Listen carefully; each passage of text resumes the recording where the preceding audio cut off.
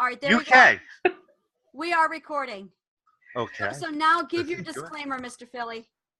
Okay, I am from Philly. Yeah. We don't speak English there, apparently. So if there's something you don't get, let me know. I'll zoom it right by you again. All right. And Anita, where are you? I'm from Nova Scotia, so I'll understand him just fine because we have to decide for the Cape Breton accent and the Newfoundland accent up here. So. And London in Alaska. London in Alaska. Tim? Yes. Hello. Just to confuse everyone, definitely British in Alaska. Why not? Everyone else is up here. And you're working on the accent. And then you got Angela over in New York. So. I'm in New York, not the city. I am in New York. And Rebecca, do you have a mic on yours, hon? We haven't heard from her yet. So. All right, now let's all assume Rebecca can't figure it out. So, I'm going to go ahead and hand you the floor, Tim, because you are hosting this. So I'm just going to be like, it's been a very, like, I just need to take a minute. Very crazy weekend. Very, very crazy weekend. I met Ed 4 years ago on our first year PsyCon. It was the year that I think we've been waiting to tell this story. I don't know how many people here. It's not PsyCon without this story. The first year of PsyCon, I was running 150 authors out of my Yahoo account alone. Just Yahoo and Google. And a spammer got into my Yahoo. They stole my accounts. And then they emailed everyone who knew me, who happened to all be authors. This is great. And there was a message that was sent out saying, I am in the Philippines. Quick, send me money. And the message I got back from everybody was unanimous. Well, I doubt you're in the Philippines because it's you. Somebody may have hacked your email, but I didn't have anyone's contact information because they took it. Like they stripped everything. It was like they robbed my house. So I had to scramble and figure out where all my email contacts were and get everything built up. And this is in the middle of PsyCon, mind you. And I sent the thief an email, explained to him that, first of all, I'm a writer and all my friends are writers. And I would never, ever write anything as atrocious in that grammar. So my friends right away knew it wasn't me. And next time he's going to consider stealing my email and writing under my name, he should probably study my style first. Why don't you buy my books? So I sent him a link so he could buy my books so he could better learn my style. And and immediately I got a letter from Ed that said, I'm so glad to see you made it back from the Philippines okay. I was concerned about you. But it just kept going. It was like a gag. I was ready to rent a boat and come and get you. I know. Ready. You sent me a book in the mail, and it was like, to your friend from the Philippines. I'm glad you made it back safe. Like, it's an ongoing thing. So every now and then I get an email from Ed saying, hey, how's the Philippines treating you? So, and it was funny because at that time in my life, I was a shut-in. So I wouldn't be in the Philippines. So that's it's nice to finally meet you, Ed. Is it snowing up there still? No, it's not snowing up here still. Although it felt like it. It's cold. It's like 30 out. But it's not for it's not a. Because I was going to suggest maybe next year we all go to the Philippines and do this. No, I'm not going to the Philippines. But you're a goddess in the Philippines. You don't understand. Those people worship you. I just love it. Okay, so Rebecca has no mic. Since we are actually talking about the realms of fantasy where for some reason Angela has suddenly become a goddess in the Philippines, how about we start talking about the topic for today, which is mixing fantasy genre with everything else. So pretty much mixing mythology, history, other genres. Angela in the Philippines is definitely a story I have to see sometime. It is one day. I think that's a story for you. I think that's one for you, Ed.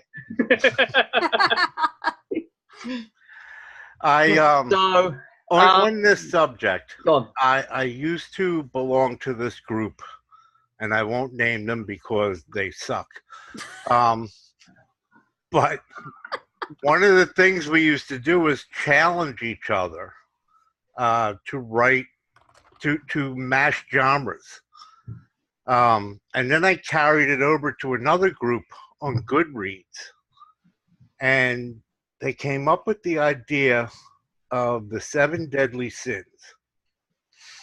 And each author was supposed to take a story and do a mashup between the old detective noir dramas and fantasy. So okay, you know about that one? No, I didn't do that one, but I've actually written a book that's a detective noir and fantasy. Okay. So I wasn't really up on what I was going to do, so I kind of stole from the Wizard of Oz, and I wrote like a little racy kind of thing about when Dorothy meets the Scarecrow, and it went over pretty good. I don't know that I want to read about it in mixed company anymore, but yeah, it was just an example of you can pretty much take genres and mix and match and mash and twist and turn. I write fantasy, mostly epic fantasy. Right now I have a historic fiction book that's outdoing everything else I have. And who the hell thought? Who would have thought? Mm-hmm. But it happens. History actually sells pretty well in the market, and it's very popular in libraries too. So I'm not surprised to hear that. It was just weird for me because everything I've written has been high fantasy, and I just said, you know what? Let me try it. Bing bang boom. It's on its way. Did you get that? Bing bang boom. Okay.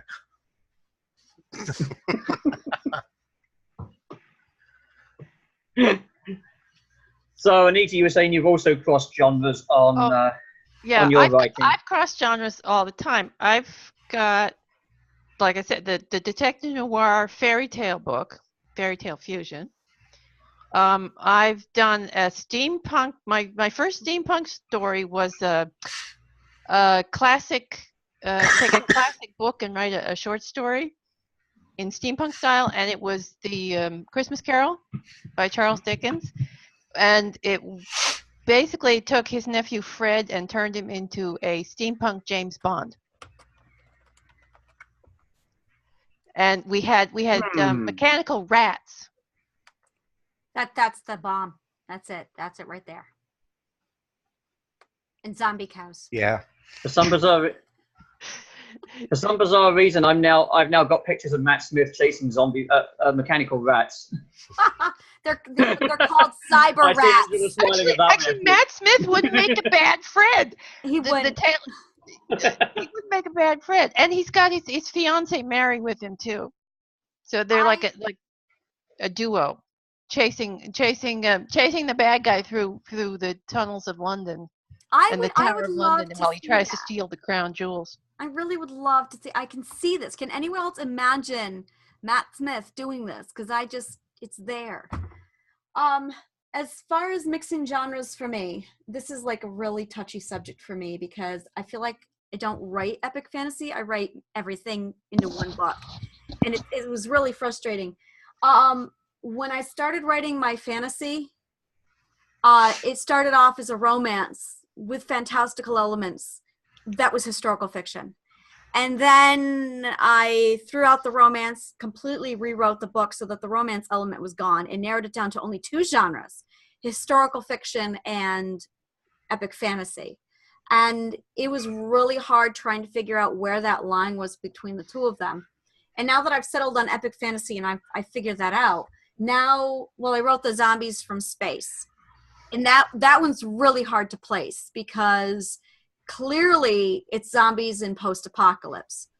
But it's aliens landing their spaceship here, and they happen to look like zombies. They look like what we would think are zombies. And then I just threw vampires in there because, hey, how could I make this bad book any worse? So you've got elements of paranormal and it's zombie apocalypse, and it's aliens. So I think that puts it under science fiction. You sounds more like dystopian science fiction. Well, and that's where I've run into problems when you say dystopian. Is that I think Terminator movies, where the apocalypse has happened and now it's dystopian's a very big genre, actually. Yeah, it can encompass a lot. Like in this case, I would not classify. 1984, I would not classify as a post-apocalyptic dystopian. Oh no, that is, to me, that's a dystopian. 1984, right? Yeah. Yeah, I view that as a dystopian. Fahrenheit 451 is a dystopian to me. Well, even but not necessarily post-apocalyptic. But no, not at all. And here's the thing: my book is. It is about 5 hours after the aliens land. It's 3 weeks after the aliens land. The government there is no falling government. It's been completely and totally wiped out. And we don't even know about it yet. Like we are talking, I wake up tomorrow, aliens are in my backyard, and I went, oh, there's aliens here. Well, where's the government and the media? Oh, they've been taken out. Okay. I wouldn't call that post-apocalypse. I think that's what I'm trying to say. If you were to look at Walking Dead, that moment when, what's his name? That moment when Rick wakes up, is that post-apocalypse? Or do you have to wait 5 to 10 years before it's post-apocalypse? Dystopian post-apocalypse kind of pulls it all into one genre. They're not too picky, frankly. Okay. Because I would call mine, I toggle. And my memoir is the same thing. It's a memoir, but it's a biography, but it sells really well as a horror thriller. So it's basically, okay, what tell me who is in front of me for a readership, and I will make whatever book I've got work. Because with my span, I've got something almost for everybody. So it's really, and Anita, I know your books are like this a lot because you've got that horror genre, but you've also got that dark, macabre genre that's not quite horror either. It's tricky. Like your Outer Island sagas. Well, yeah, that's fantasy. That's straight up fantasy. I mean, it's got a few dark elements in it, but actually that series is one of the actual nicer series I've actually written. I mean, it has a very low body count, actually. Mm-hmm. I mean, if you read my book, Ruined City, which is my fantasy novella that's basically short stories and connected together, I mean, I pretty much massacre an entire palace of people. Oh, good for you. In the first short story. I mean, it's all off page. It's all off page, but they die. Off with all their heads. With their heads. They die very, very badly, and you don't find that out until like the third or fourth story on how exactly they died. Yeah. Because one of the stories is from the point of view of the monsters that are let loose. Right. And they're very bad. They eat people alive and do horrible things. So that one's kind of like a horror cross between horror and fantasy. But I'm working on one now that's a cross between fantasy, horror, and steampunk, and alternate history. Yeah, Amazon's gonna love that category. It's steampunk, and it's horror. Well, yeah, I'm going to push it as steampunk because it is actually steampunk, but it's steampunk fantasy because it has vampires in it and witches. So it's paranormal, dystopian. No, it's not dystopian because it takes place in the Victorian era, an alternate history Victorian era with vampires and witches. It's historical steampunk horror. Paranormal. Dystopian, paranormal. That's the word I'm looking for. Paranormal. So you've got a thing happening there, and I love these genres. I love playing around. I say you just put it on the shelf next to Angela's book, along with Killer Clowns from Outer Space, and you start your own little area. That's it. It's not Killer Clowns from Outer Space. It's zombies from space. And vampires. And vampires. And the next book was zombie cows. You know where you went wrong. You What? did not put werewolves in there. I can't do the vampire werewolf thing. That just screams Twilight. But I could do zombies from space and moobs. Moves. Moves. Moves. Okay, that alone made it worth it. And moves. And that is the power of the ellipsis in a title. That right there is my favorite part of the title. Those 3 dots. Oh, I love ellipses. I love ellipses. I love them. I And bet you everybody went back and tells forth me. for months on those, Angela. How? I'm sorry, Tim. I said, I bet you went back and forth with the editor for months on that one. No, I didn't. Nope. It was really a straightforward vision that I had with this one. It was. I was sitting in the movie theater. The vision hit me, and I went, "Oh my god, I gotta do this!" And it was written in a day. Really bad day. And Rebecca has just decided we are actually all nuts. Thank you. So our mission here has already been achieved before we decide anything else. Yeah.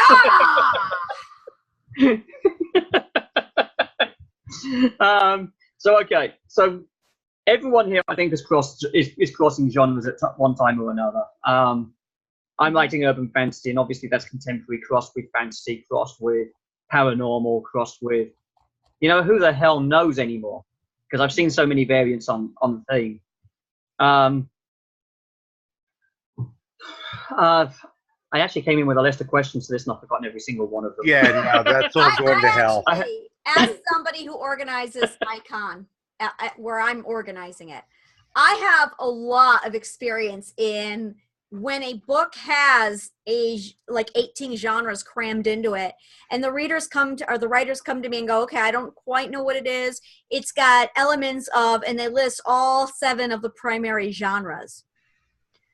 And that I cannot tell you how many times I've pulled my hair out going, I understand that your main characters are falling in love. One of them is gay, the other is straight, and that puts them in this category. They've got some real life issues that they're handling in a very modern time that's actually taking place 30,000 years ago in Egypt. And although there's aliens landing and there happens to be a dragon in the background, that doesn't mean you can categorize it in everything.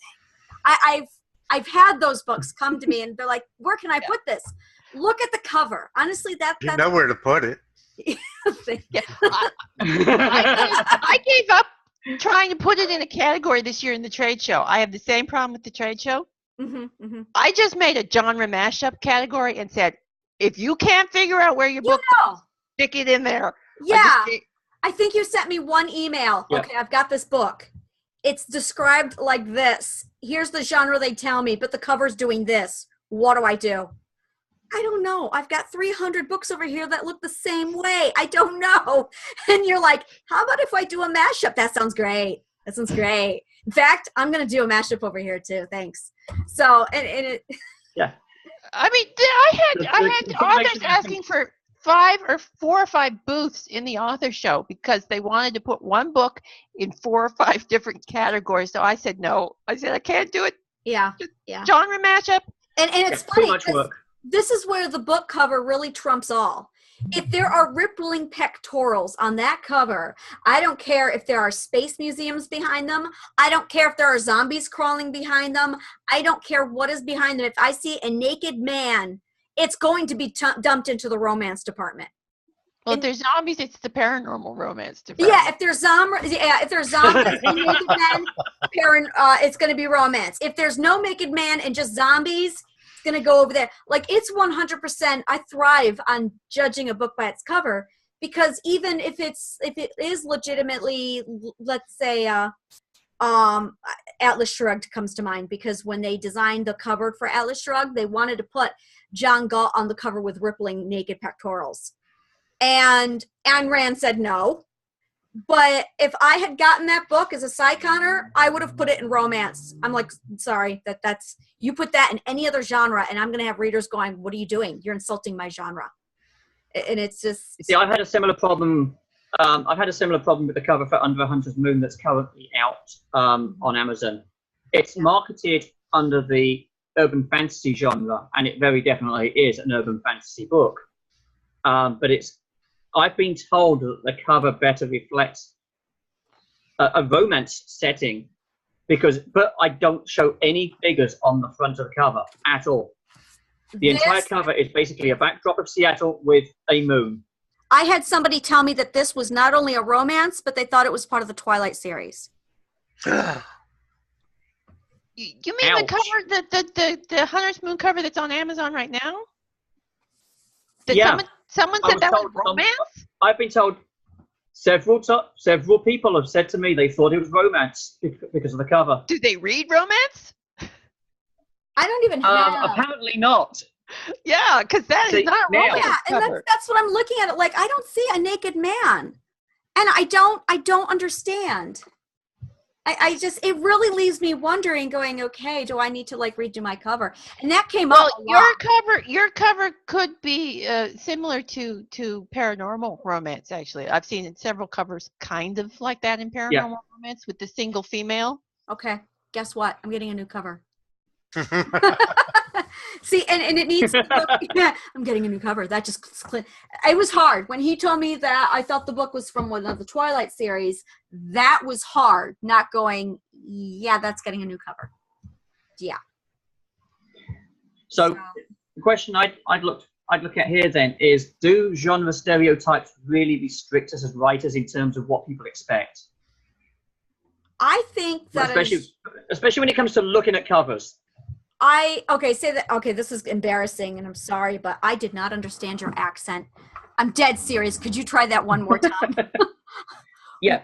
The Tim. question was, does genre stereotyping affect expectations on covers and how we market them in terms of keyword categories and things like that? Yeah, I think okay. I think so.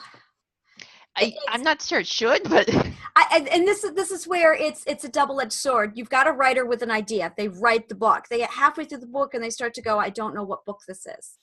And they keep writing it because what else do you do?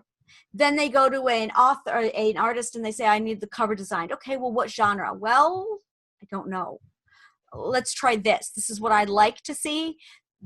And usually when a writer sits down and writes a book, they know what genre they want. Like when I sat down to mine, I wanted it to be a romance novel. And then halfway through it, I said, I don't want this to be a romance novel. I kind of want it to be what it is. And I had those three genres.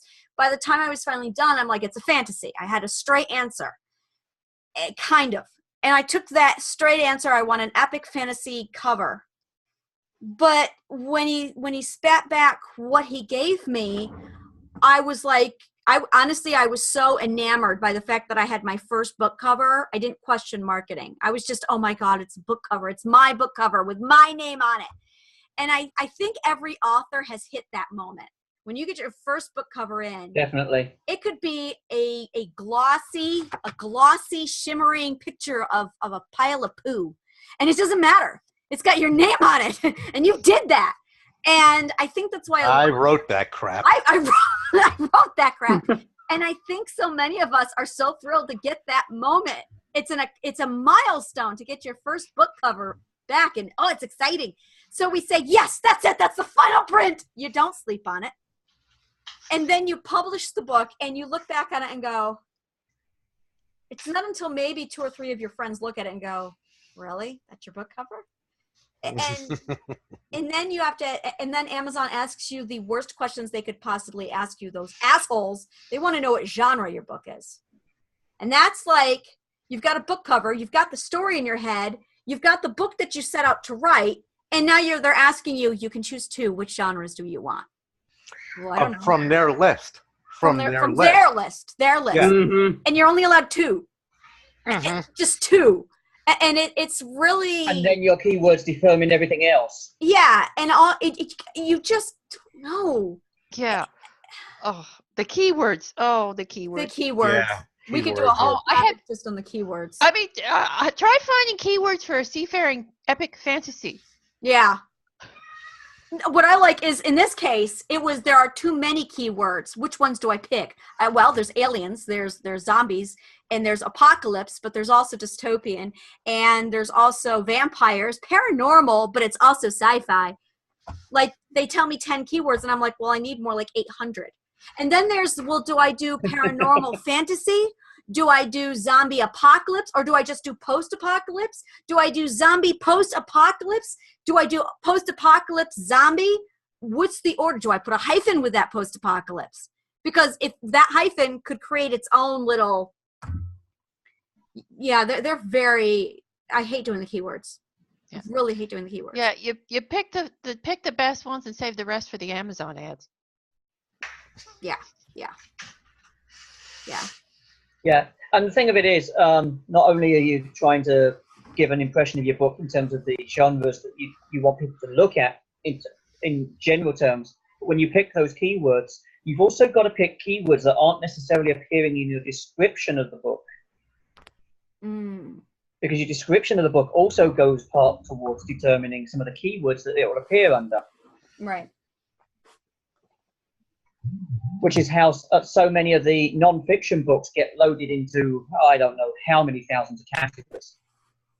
Because the people behind them have got really good at loading their descriptions with keywords, loading their book titles with keywords. Yeah. And then the biggest problem there is it's in so many places. How's it ever going to top a list? Right.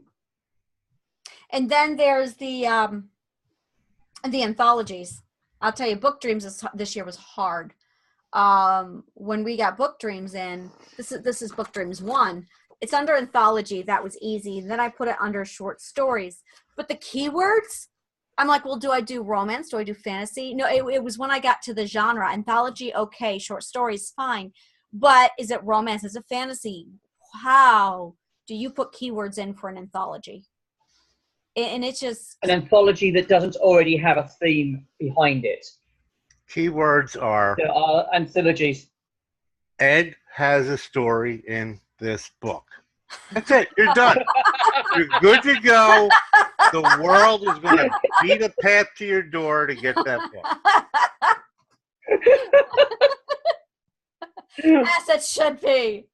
As it should be. But you know, I listen to you, Ange, and you all are so lucky because you sit and write and you know where things are going, and this is going to be. No, don't. I heard you snicker. Don't snicker. Listen, I get 4 pages in, and my characters say, "All right, stop. This is not where we're going. We're going over here. We're going to do this. You just sit and write. We'll tell you what to do. You just sit and write and be quiet, scribe. Right. This is what." Ed? Yes. I know the feeling well. Yes, exactly. I had, in the very first draft, of Wolves and Men, which is the novel I'm still trying to write 3 years down the line. I'm doing so many short stories right now. I got one that's 20 years old. I got you beat. My characters I have one character whose entire basis is he works for a paranormal investigation agency who work with the police force to handle paranormal cases. Okay? He quit his job at the very start of the book when he has absolutely zero resources to solve the murder he's trying to investigate. If you want someone to try and derail a plot, he's the guy. Your fault because you put him in the wrong place to start out with. I just love the be quiet scribe. Yeah. Be quiet. My trilogy, my Trial of the Clans trilogy. All right, you're writing for 3 years. I wrote that book for 20 years, the first book. It started out as a little short story. And somehow these rotten bastard characters took that little short story and said, "Oh no, we're not done. Let's make it. How dare I know. You let's think you're going to cram me into 50 pages? I know the feeling. No, it's like, let's make this one 240 some pages. This book Started And out as a flash fiction. It's now a series with a secondary series. I hate those and goddamn I characters. said, okay, so the book is done. And they're like, oh, no, there's more. Wait, let's go. Another 340 pages. Okay, now we're done. No, there's one more. Let's do it. Okay, Quiet scribe. scribe, get your report. Let's go. I'm gonna be So- quoting that for a year. Be quiet, So scribe. we'll write this book. Now we're done? Maybe. Well, I killed everybody off. It doesn't matter. We'll come back. We'll come back to that. We'll come back. There are ways. We can work around this, scribe. Just quiet yourself. You're laughing. You have no idea. They abuse me. I actually wonder. I know exactly how you feel. My characters do the same thing. Oh, They Bergen is the abuse biggest, me. balliest Yes. loser. Oh, he's such an asshole. No, I do know. I relate too Ed well. has to what I call. Ed is suffering from what I call Marvel syndrome. It's no matter how many times you try to kill someone off permanently, they find a way back. And it's even Now- worse when you're dealing with ghosts. I mean, this whole series has ghosts in it. I can kill people off and they never die. And they come back. Yeah. No, they just don't die. What you need is a title called The Exorcist. Oh, wait, that's Because, I mean, really, the entire ship in that book is half living crew and half ghosts. Oh, you're screwed. Yes, I am. I mean, I technically killed 2 sailors off in this book, and they're not gone. They're still there.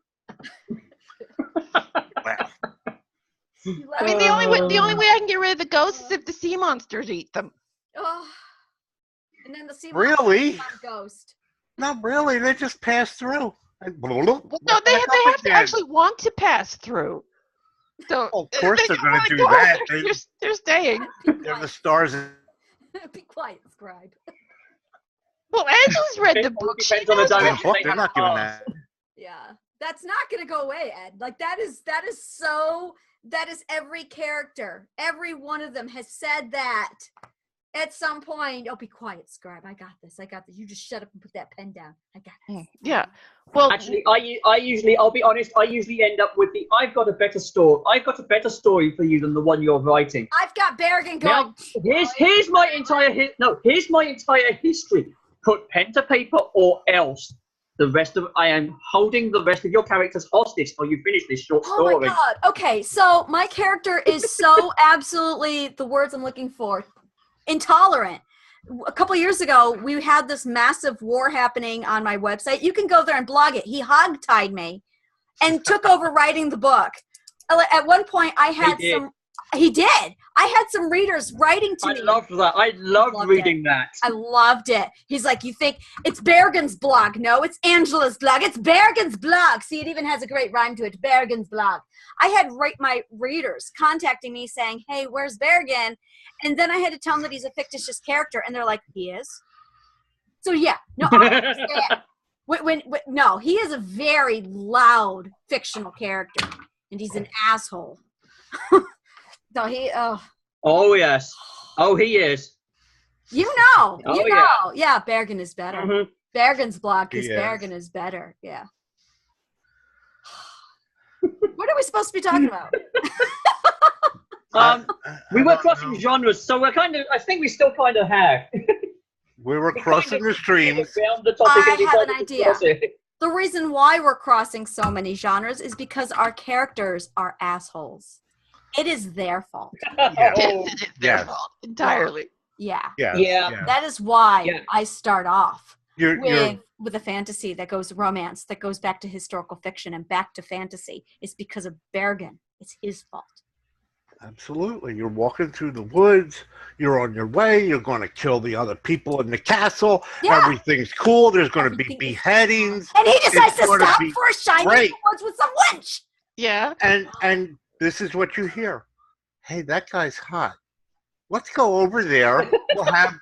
We'll have a meaningful romantic tryst. And it's like, but I wanted to go kill people. No, scribe. I need We're to going have, over there. I need to get my rocks off. We're going to go over there. We're going to get this done. Then you can go kill people.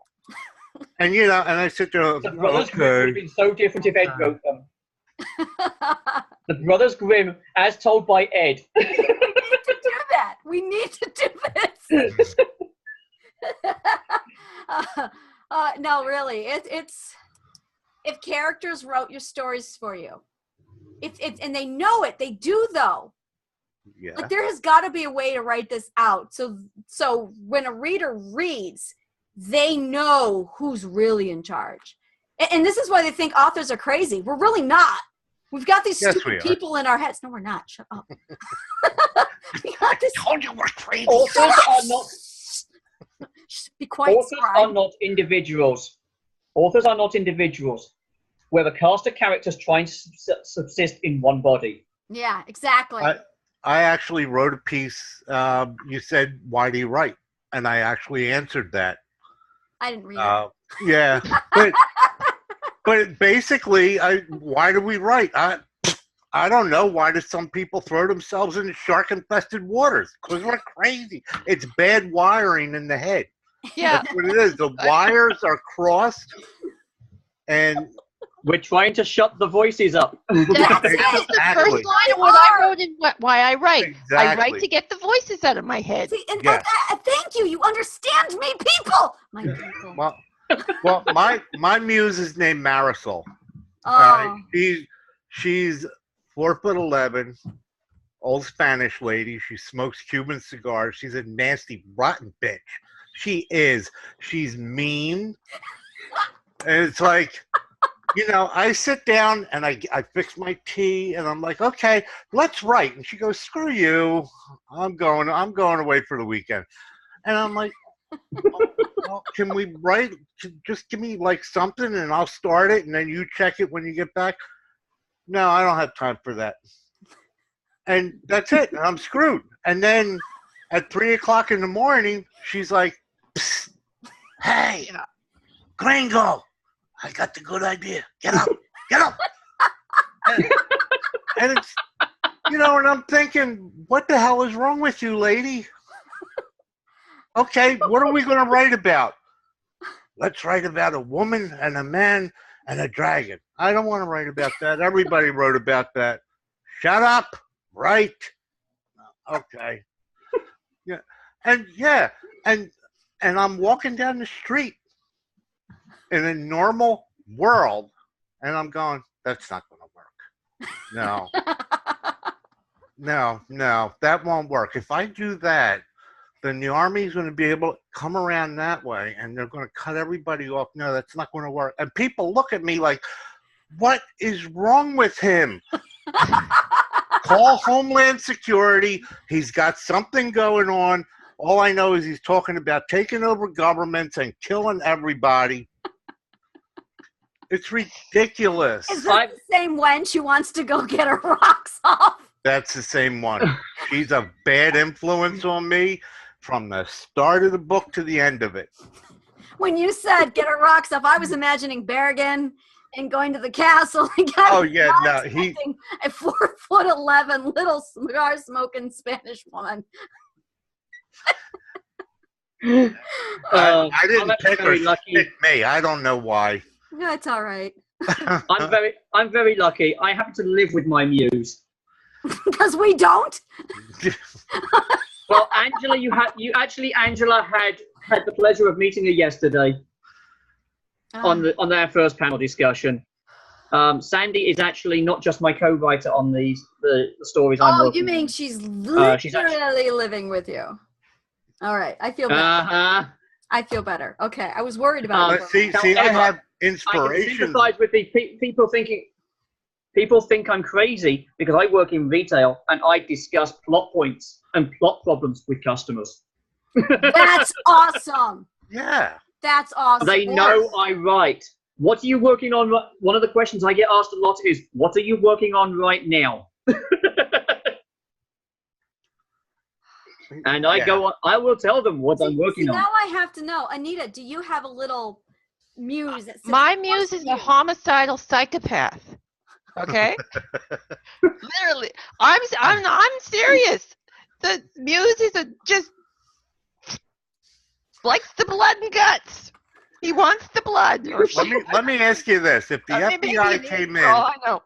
if the FBI came in and took your computer, how many years would you get?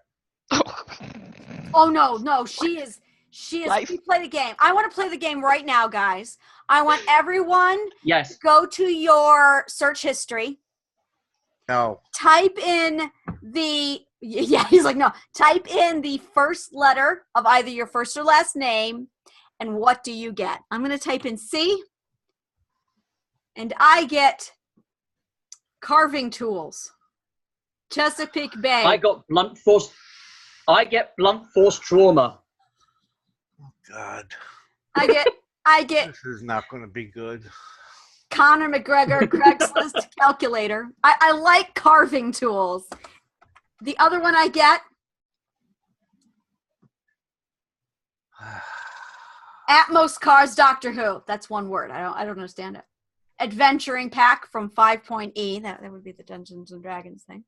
Actually, I got to weigh good on that one because nothing I searched for has my initials. Search something. Just grab a letter then. No. It'll come up how to cause heart attacks. What kind of poisons do this? If I were to behead somebody, how long would it take them before I could actually cut through? Yeah. I did this once. I typed that in. I played that game. Blunt force trauma came up just simply because it's one of the top topics I've been researching for a particular scene lately. Right. Just how much blunt force trauma is required to rip someone's face off. Yep. Oh, We're nice talking one. blunt force. Yep. So is that like Just to the say this particular layer? scene is Or? going to be a mess. I think that's something we need to do. We need to do. If you're As in a single strike from a blunt object. like it comes down and just his face right off. Pretty much. Well, I haven't quite decided just how much damage is being done underneath all that, but how much force does it take? Don't leave me hanging. the honest answer is no one seems to know. I want to know, what kind of weapon are they using? That is the part I cannot reveal Okay. because that's part of the mystery behind the murders. We should play a game called What Am I Writing? Well, I think you guys now know what I'm writing right now. Well, no, like Tim. Anita, are you working, Anita? What? Are you working, Anita? You look like you're researching for a book you're writing. No, I was trying to do the search thing, but I got confused. Okay. All right. Type in S into your search engine. Just the letter S. Well, I did that, and I got market summary. Type in A for Anita. Okay. That's a type of slow death.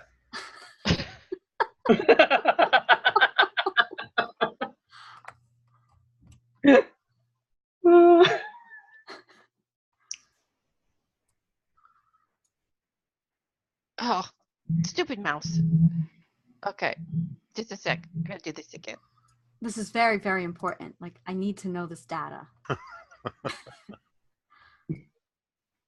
My muse is Bergen, a 6', 2-inch Nordic arrogant prince. Yeah, that's my asshole.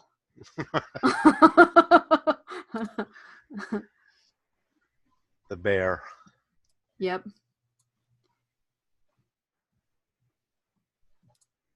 Yeah, I think we are way off topic, but this is so much better. There was a topic. Yeah, it really was.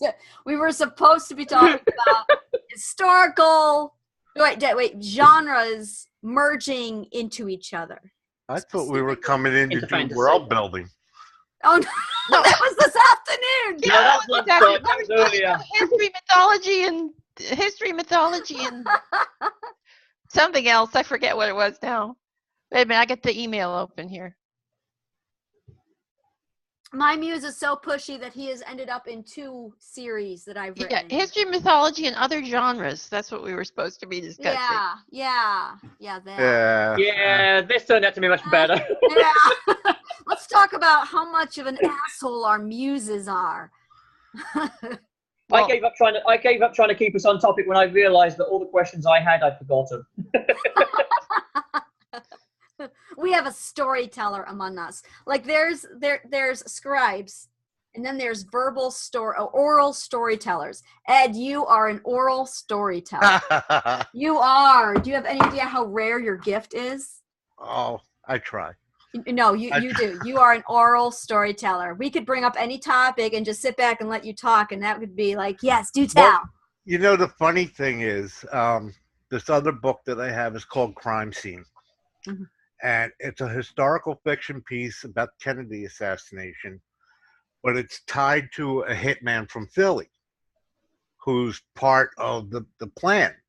So I had this huge fictional part going on with him that I keep bringing over and tying into the actual history, you know. But when I write his parts, I write as if I'm speaking. And people are like, oh my God, how did you do that? And I was like, I don't know. It's the way I talk, dude. What? You know, it's the way I talk. And they're like, nobody talks like that. Okay, I'm sorry. Yeah, I'm like, okay, I'm sorry, but yeah, that's the way I talk. And everybody's just like, oh, I don't know how you got that. I don't know how you got that. And then, you know, I had the book made into an audio book, and the guy that was doing it called me up, and he said, you know, I'm reading this, but I don't know how to play the part. And I talked to him for about an hour, and he's like, oh my God, I never knew people from Philly talk like that. I was like, well, what the hell did you think we talk like? You know, because he keeps reading lines, and I'm like, no, that's New York. And he's like, well, what's the difference? There's a huge difference. Hey, thank you. There's a huge difference. You know, and so I had him look up on your meals. I had him look up some words and pronounce them for me. Words like Schuylkill. Schuylkill? Yeah, it's a river. It's a river in Pennsylvania. If you look up the way it is spelled, that is nothing at all like the way Susquehanna, Tunkhannock. Susquehanna, yeah. Tunkhannock. Yeah. Richard will know these words. There's a lot of Indian words that make up rivers and towns and roads and all that. And we just say them a little different in Philly. In New York, Tunkhannock Falls is spelled Taughannock. It looks like Tognock. Yeah. Tunkhannock. And we are the home. You've got them there, Richard. I know where you are. You've got them right alongside me. When we were living on Long Island. Yeah, you know the words. Yeah, there's the city right next to us was Hauppauge.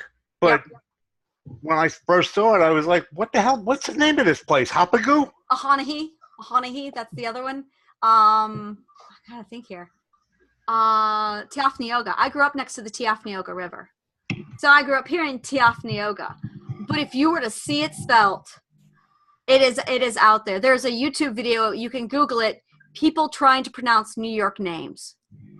And it is so much fun. Because we'll sit there and we'll see the word and we can just like spit them out up here because we were raised with words. And I don't really, Tunkhannock. And you look at it. Huh? Worcester. Yeah. Yep. Otsoningo, Oswego, Tioga Downs. Tioga, yeah. Tioga Downs. Worcester really irritates me. Thank you, Rebecca, for bringing that one up. Worcestershire? Worcester. Sourced. It's okay. Worcestershire sauce. You are English. I need a moment. I need a moment. I'm Worcestershire. English and You know how to pronounce Worcestershire. it. I think it's pronounced Worcestershire. Worcestershire. Worcestershire. Sure. Sure, it's Worcestershire. Worcestershire. Yeah. Thank you. Worcestershire. Worcestershire. How many holes are there in Blackburn, Not Lancashire? Worcester. Pardon? How many holes are in Blackburn, Lancashire? Are we talking potholes? Just holes. Holes. Holes. Well, I know quite a few holes in. Yeah, I know quite a few holes in Blackburn, Lancashire. Although I don't usually discuss them in public. Oh my So- God, my age just came through, and I'm like, really? Now I feel down. Say it again. Say it again. You said Worcestershire? Hey, Worcestershire. Worcestershire. Okay. Sure. Sure. S-H-E-R. It's pronounced like an S-H-E-R. Sure. Okay. Worcestershire. Okay. And I've always called it Worcestershire or Worcestershire. Now, which way bothers you? Is it the Westisha? Worcester.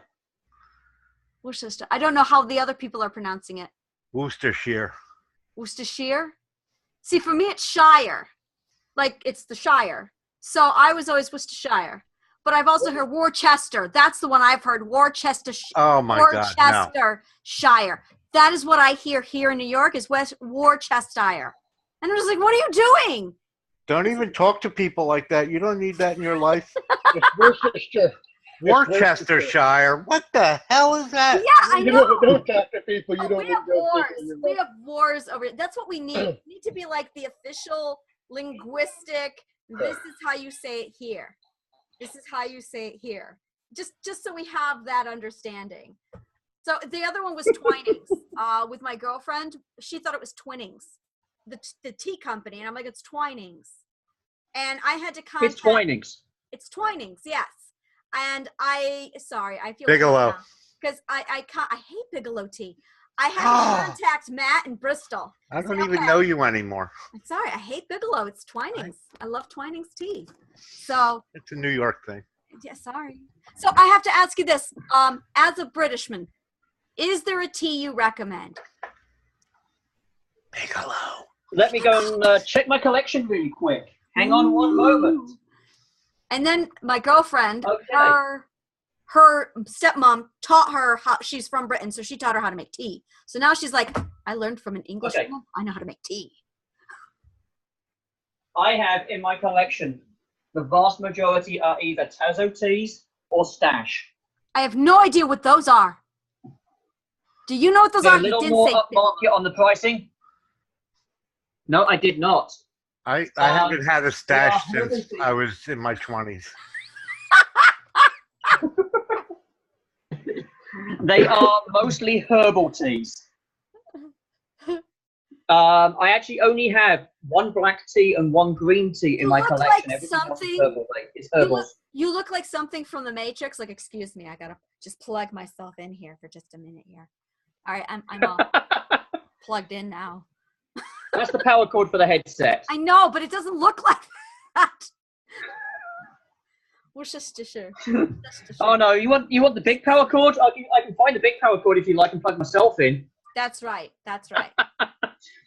But that tends Do to go you in. ever- That tends to have a bigger socket. Do you ever spite your muse? Like, take it on Yes. and say, you know how pushy the muses are. Have you ever fought back?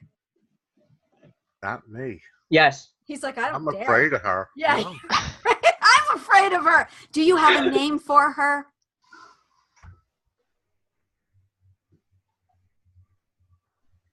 Well, you know my muse, and yes, we do disagree a lot. But I think we get better. I think we've done a lot of better work as a result of it. I You're had to married to fight. your muse, I though. had to fight for the. Yes, but I had to fight to keep the the shapeshifters from being werewolves. I did not want man hybrid forms. I wanted wolf human. It took a little argument, but I got there. Because I wanted shapeshifters, not traditional werewolves. It meant I could break some of the rules. Do you have muses for names for your muses? Marisol. Marisol. Yeah. Little Cuban lady. Got a cigar. Got to be that big. It's like, what are you doing? She's like, oh, smoking my cigar. I was like, really? Seriously? I'm like, I stopped smoking 8 years ago. You're killing me with that thing. She doesn't care.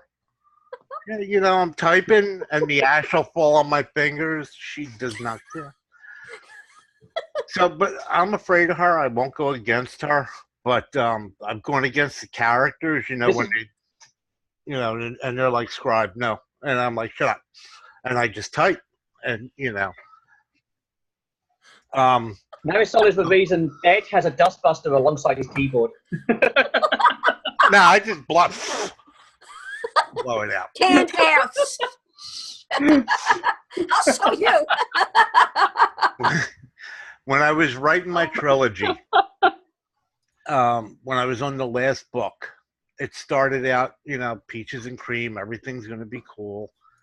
And at the time, I was moving from Long Island to Florida. At the last minute, everything just went to hell. And I couldn't go to Florida. I couldn't stay in New York. It had nothing to do with crime. So I had friends that said, hey, stop here in North Carolina until you're ready to finish the trip down to Florida. So I said, okay. So they were online friends. Okay, now I'm going to caution you against ever doing this, because these two people were knucking futz. Let me just tell you, you never met two more crazy people in your life. In your life. Oh, no, we're both highly allergic to gluten. Well, you ate 3 friggin' pizzas last night. How goddamn allergic can you be? Those people. Those people. Yes, not those people. So we ended up staying with them for 3 weeks. Oh. And it got to the point where one night, despite my last name, I'm Italian. I was going to ask. I've been dying to ask. Are you Irish? No. You're Italian. No. You are I'm an Italian Ireland. My mom was Italian. That's straight Italian on her side. My dad's side was English and Swedish. And your name is Ireland. My stepfather. There it is. Was he Irish? Mm-hmm. No, Ireland is not an Irish name. It's an English name. Yeah. Okay. Back me up, Tim. I believe you. Yep. He's 100% on this. You're right, because if it were Irish, you'd be called Air. Okay, fine. My name would be Aaron. Be Aaron. Yeah, that's right, Aaron. Yeah. Time passes and words don't stay the same. Angebra. Anyway, my Italian kicked in, and I ended up telling her where to go, and she threw me out. Okay. Wait, the Muse or these people? No, these people Threw me out. Told my wife they could stay. My wife, my daughter, and her mother, they could stay, but I had to go. And my wife was like, really? You threw my husband out? You think I'm going to stay? So we move out, and we have nowhere to go but an extended stay hotel. And I'm living in this place for about 4 months. And it's not real nice. I have hookers upstairs. I have crack dealers down the other end. Cops are banging on the door at 3 a.m. Did you hear the shots? What the hell are you talking about? What shots? Oh, the guy on the other side got murdered. I'm like, really? So every day is going by, and I'm getting angrier and more frustrated. And I'm going to work. And I have to go to work 5 hours earlier because we only have one car. So my wife needs it for her job. So she's got to drop me off, go to her job. Been there. So I'm sitting there, and I would sit and write, and I would write my book. And as the chapters are going, it was getting darker and darker and darker. And, and they were like, scribe, what's going on here? This is not where we wanted to be. And I'm just like, shut the frick up. And I'm typing and typing. And we get to the end of the book, and now I am so pissed that I've killed everybody off, and I don't give a fuck. You people can all go float to the bottom of the ocean. I don't care. So now the book is done. Hang on, here's the problem. They float to the bottom of the ocean. Anita then hires them as crew members. And Anita picked them up, and they're her crew members now. but and the book is done. And now I feel like an asshole because I killed everybody off. Well, there goes my sequel. And we get to Florida, and these lovely creatures came to me, and they were like, scribe, can we speak? And I'm like, what? I didn't mean to do that. No, we have a way to fix this. And I'm like, really? How do we fix this? And it's going to take more than duct tape. Reincarnation, scribe. God damn, you hit it. And they brought me right back from the edge of oblivion. They brought me right back. And I put a whole, 2 more chapters afterwards. And I'm like, oh, this worked perfectly. Thank you. And they were like, and there's room for more if you would like to write another one. I'm like, not now. Let it rest. You all go take, so look, 3 books, beautiful story. Go take a rest, calm down, but every day they're like, scribe, are we going back to work? We're rested. It's like, no. I'm trying to stay away from them, but they're pulling me back in. It's not happening. Okay, something's up with Rebecca. Rebecca's coming in. Rebecca? Yeah. We hear you. Yes. I have to tell you, there's a cartoon image that's trying to impersonate you.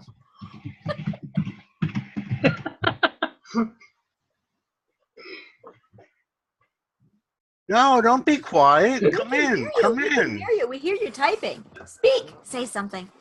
I actually think Rebecca's account's been hacked by that girl from Scooby-Doo. She's probably holding her for ransom somewhere in the Philippines. It's Thelma, the Philippines. Good times. Thank you.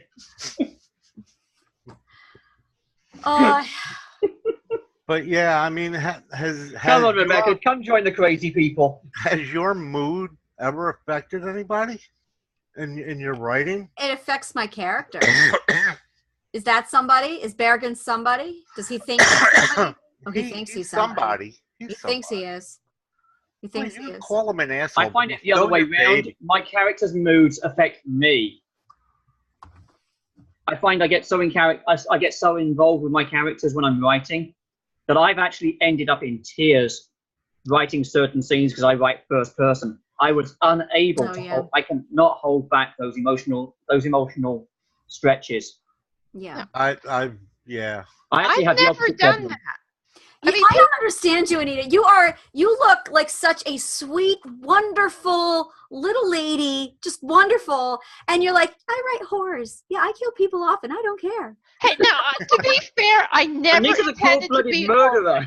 You did not. No, you did not intend to be a whore. I'm still trying to it's all the fault of the nice story.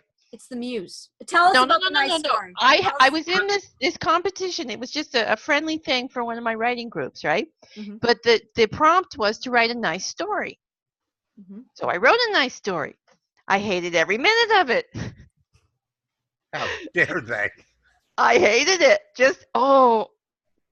I wrote it. It was a lovely story. I wrote a nice story. I hated every minute of it. It screwed my muse up. The homicidal psychopath muse had not yet quite come out, but it screwed my muse up, and it made me write a horror story to get my writer's mojo back. But you're still writing horror to get your mojo back. No, I like the horror. I like it now. Yeah, it's like I'm- the nice story. I wrote the horror story to get the nice story out of my system, to get my writer's mojo back. But when I wrote the horror story, it's like, I like this.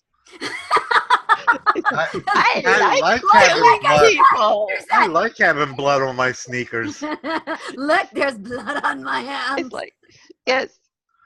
It's like, actually, that first horror story was actually a historical one. If you want to tie it into the theme we're no longer doing, Yeah. it was Jack the Ripper, a prequel. So I Oh. need to know more about this nice story. Interesting. It was it was about I don't even remember the title of it, but it was about this girl who was I think her father died or something, and she was going through and she had this guardian angel, and the angel made everything better, and it was really, really, really just the other Sweet as could thinking about it be. gives me shivers. It's a, So that was the catalyst. The That nice brought story your underneath killer is out. killing people off mercilessly. Yeah. Nice Yes, I stories killed make off. us shiver. I have, no, I can kill off it. I have no problems killing off my characters. I've heard lots of authors say, oh, they have such a struggle, they have such this. It's like, and I'm going, okay, I have no idea what you're talking about. You should Because go back to that other I- book, The Nice Story, send the killer in and make them all pay for what they did to you. Every last one of them. Yeah, And their kids and their families and their dogs, everybody. and their Yeah. muses. yeah, turn the angel into a fallen angel and have him kill everyone. And then join my demon Balthazar and go on another spree. Berrigan, I can see Berrigan definitely with horns. You know, I don't think Balthazar has horns. I think Berrigan could use some horns. On his helmet. No. No, Just not on his on helmet. his helmet. No, on his head. Yeah, big Loki horns. No, oh God, no. No, I mean like tiefling. What, like water buffalo lodge horns?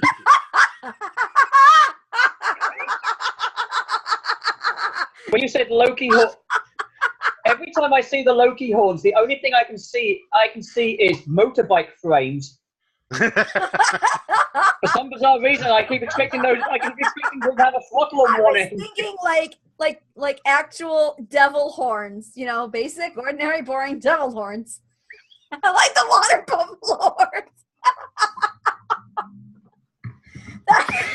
And Like- those things get big. No. I'm talking about from the Flintstones. Those Oh, hats they wore with little. The Water Buffalo Lodge. Yeah, the Yeah. water buffalo lodge. I just thought it was coming out of his head.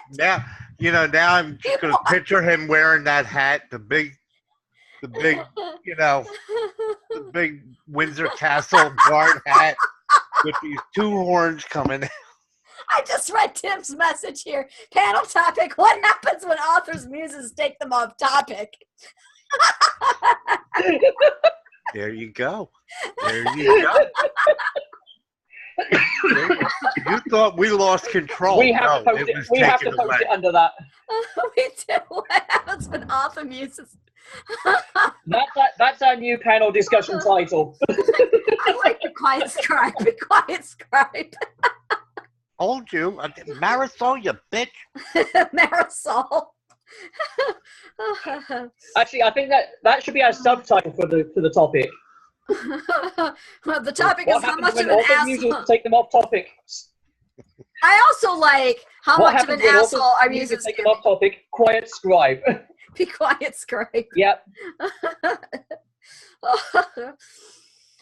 Oh.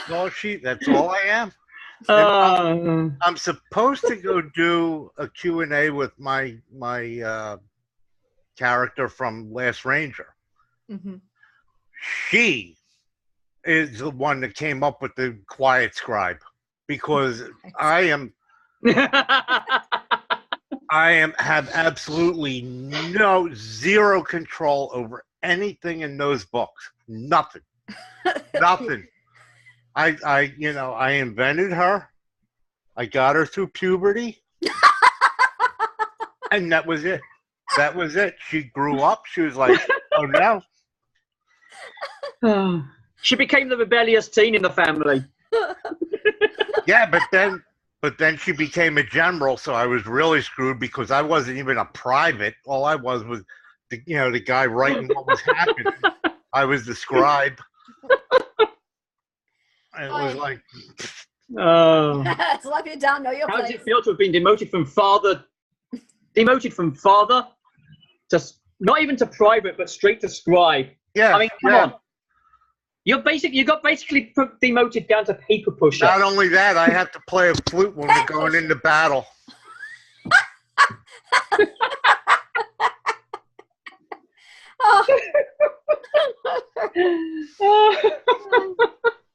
There's this episode of Bugs Bunny. It's one of my favorite episodes of Bugs Bunny, where Daffy Duck is on this paper and he's trying to do this thing, and the animator just keeps being an asshole. And Daffy keeps stopping to yell at the animator, and the animator keeps erasing him and adding weird things. And then at the end, it's revealed that the animator is Bugs Bunny. If this were actually done, I remember that one. I love it. If that cartoon was actually done so it was the writer and its muse, aka the character, Daffy Duck, would have ripped the pen out of the writer's hands, slapped the writer with it, and then drawn his own thing out. And then, like, it's hooked up an electronic buzzer with the author so that every time the author goes off topic, it gets zapped in the neck like it's wearing one of those dog collars. I can see that. I'm sitting here writing Bergen and something, okay, sorry, going this way. All right, sorry, sir. I can see that. And then I started really imagining. And Richard came back at a great point. She just throws rocks at me. She throws rocks at me. Scribe, over here. Scribe. Yeah, I'll put you in the tree and throw rocks at you. And I'll show you. What am I missing out on? All right, so we're talking about how much of an asshole our muses could be, how much they get us off topic, and the term "be quiet, scribe" is coming up a lot. So, yeah, we're basically complaining about being writers and having our stupid scribes, our words. See, look what they've done to me. Yeah. Having Well, my character, the Nightmare Crow, changed his entire motivation. Okay, I had the whole thing planned out. This is why he was doing what he was doing. And then second book I wrote, and it's go, nope, that's not why I'm doing it. This is why I'm doing it. Now you got to change the entire third book. And I'm going, okay. And then Rafe's mother comes into the second book, and she wasn't supposed to appear till the third book. Yep. And it's like Rafe's father disappeared from the second book. He was supposed to be in the second book, and instead his grandfather showed up. And it's like, okay, I didn't even know you had a grandfather. Get in there, Grandpa. Yeah, I love how you think. And the grandfather turned out to be a real asshole. I mean, if you thought the father was bad and they had issues, I mean, the grandfather, I mean, he just... It all starts somewhere. Yeah. Yep. And he showed up because you had the audacity to think you could go on a story and not consult him. How dare you? How dare you? Apparently, I had the entire family tree wrong. Yeah. Whose family is it? World creation also changed. I mean, I started out with one tiny realm, and now I've got like 3. And two. I've got 2 big realms and 3 little sub realms now.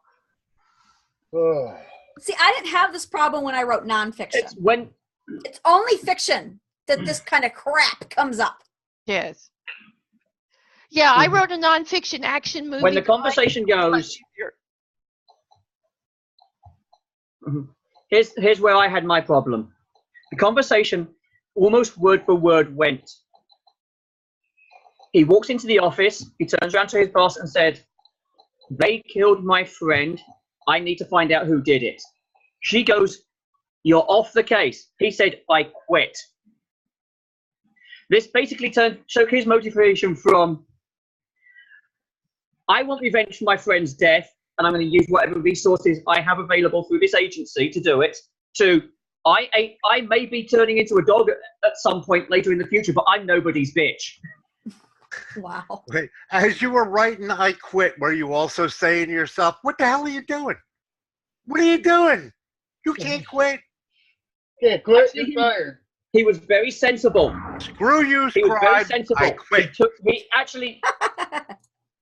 He actually managed to walk out the office with a very key piece of information. But I won't tell you what it is. Okay.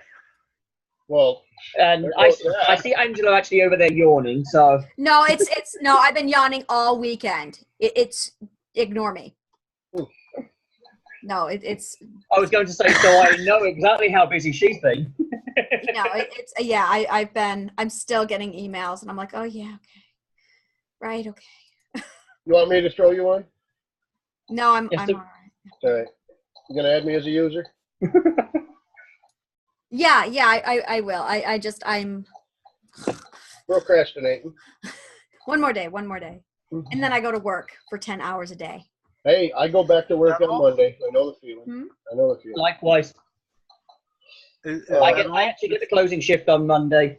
I kind of started to have a little bit of a shift in the rookie this last week when I was writing. And I actually decided to go with it because I don't know enough about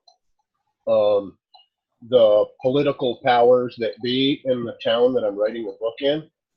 So, and I was going to actually make it that it was politically involved.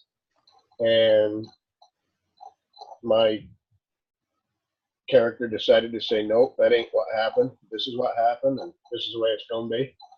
So I did kind of steer a little bit, but I decided to. Once I got into seeing where it was going, I said, well, yeah, no, I guess that makes sense to make it that way instead. So I kind of had to change a few things, and then I had to backtrack to chapter 1 and delete a couple of paragraphs because in chapter 1, that's what it was kind of the ensemble was getting into. And then when I decided to steer it in a different direction, or when my character decided it was going to have to go in that different direction, I had to go back and make a couple of changes. But it's actually, I got to say, the rookie is probably so far, coming together easier than anything I've ever written. I don't know if it's because I'm starting to get good practice or if I just know the subject good enough. Like my description, and I got a long ways to go. By all means, I have a lot more research to get, to be a professional at it. But you just with the knowledge that I do know, I think it's flowing better than my previous stories. And my description is picking up of my description of like when you walk into a room and kind of like, the surroundings and what you see. And in my previous writings, I struggle with that. I actually have an issue with that. And I know I need to work on it. And that's one of the reasons I started reading again, because I wanted to see how other people were describing a room or describing a scene, and to better that, because I do need to work on that. My huge problem that I gotta fix, and I don't know what the heck I'm doing wrong or right. The problem is yes, I don't have a lot of English background, even though I can speak it. But when it comes to English, I got a C in high school. So I was a football jock and got an A anyway. But as the past tense, I battle with past tense. Like it turns into a full, like type 4 sentences, delete 3. And just because, no, that's too much past tense. I can't have that in there.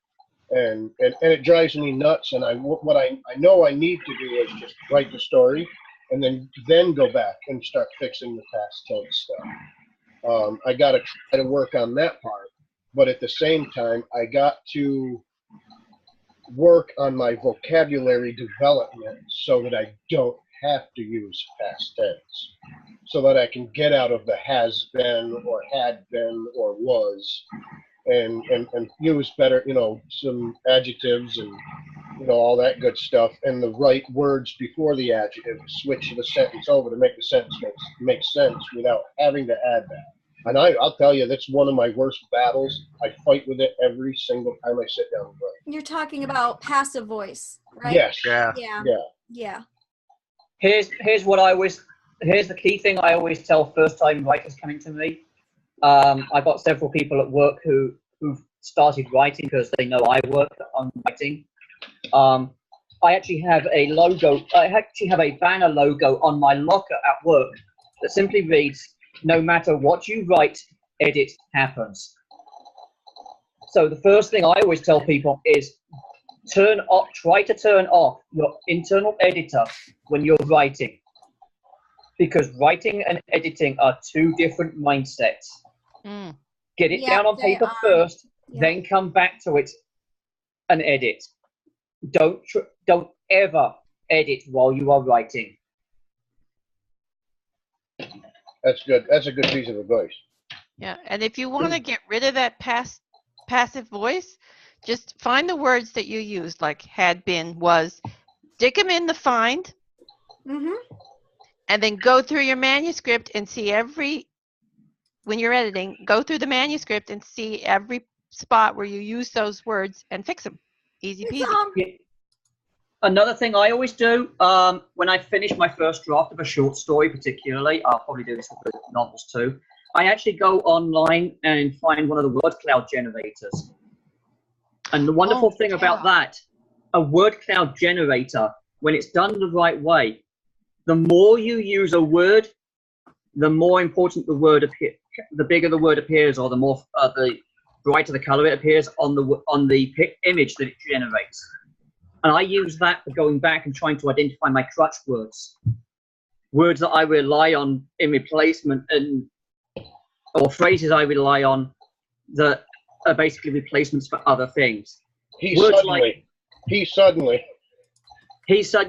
or very. There was this one, I will never ever forget this, and I miss it so much, and I recommend it to everybody. I had a friend, and we were at our final stages of editing, and we would sit on the phone together. He on his end, I on mine. I would be writing, he would be writing, and you would just hear that tap, tap, tap at the computer. And then I would stop and say, "What about the word quickly? How many quicklies do you have in your book?" And he would do a word search, and he'd go, "I've got 438. Ooh, I'm going to start cutting those out down. Yeah, me too." So you'd hear click, click, click, click, click as we're going through and finding them all and deleting them and cleaning them up. And then he goes, "How about this word? Do you have this word in there?" "Yeah." Eyes. Eyes was a big one. "Yeah, I've got, how many do you have?" And we would compare. And when we compared, it first of all gave us an idea if we both had a word that we used and it was almost identical in usage, like the word "the," you knew you were right where it needed to be. But if one of us was like, "I have 5,000 and he had 500, you knew you were overusing it. And you also would come to a word, he would come to a word. And because you were able to compare notes, it might be a word you wouldn't think about looking up, and vice versa. And we spent a week doing nothing but that. It is the most amazing writing experience I've ever had. Get yourself a writing partner, somebody who writes the same genre, the same style as you do. And when you are ready to start editing your book and weeding it out and really tightening that manuscript, sit on the phone with that person and just go through and read your manuscript. And what's great is we would get to a point where you'd hear again, tap, tap, tap. "Hey, how does this sound?" "Damn," said the goddess. And you would read the sentence. And you had somebody right there able to give you feedback immediately on whether or not it's good or bad. And it was the best editing experience I have ever had. Absolutely phenomenal. Do it. That's all I've got to say about that. Like, do it or else. Or else. I'll sick his muse on you. You'll get, you'll get a 4'11" Cuban smoking old Spanish lady going, "Yeah, and I see you talking like this." Oh, yeah. Yeah. "Be quiet, scribe." Edit or I'll fill your keyboard with ash. What's I that am. garbage? What's that garbage? You Can can't I- put that there. Yeah. Can I jump on to last night? Something that we were discussing last night and actually make, I don't know, necessarily a statement or anything, but we were talking about Tolkien's writing and how terrible Yes. it was. And I actually had a conversation with my wife on the way home about how nicely that her and I like the movies. Oh, the And- movies are phenomenal. Yeah. And she said to me, the thing is I couldn't finish the book. I never read the second or third book, and I couldn't read. There's another book that he wrote after that she couldn't read either, that sits on the shelf. Silmarillion. Did she read The Hobbit first? Yes. That's what happened. The Hobbit was basically a bedtime story. I'm sorry, Ed. One moment. Did you read book 1 first? That's the problem. No. Some people started in on Lord of the Rings, and The Hobbit and the Lord of the Rings are two They are. entirely different things. What he said. The Hobbit, Marisol, The Hobbit was a bedtime story, and it's much lighter. Yeah. And it when is. you transfer now over to the Lord of the Rings trilogy, now we see his dark side come out. And, He's turning into not, Anakin Skywalker. it's not like the little cute,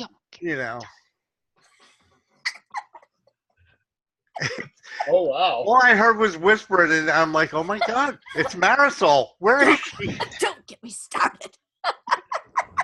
She mentioned Anakin Skywalker. Ah, How dare you? That's like Jim.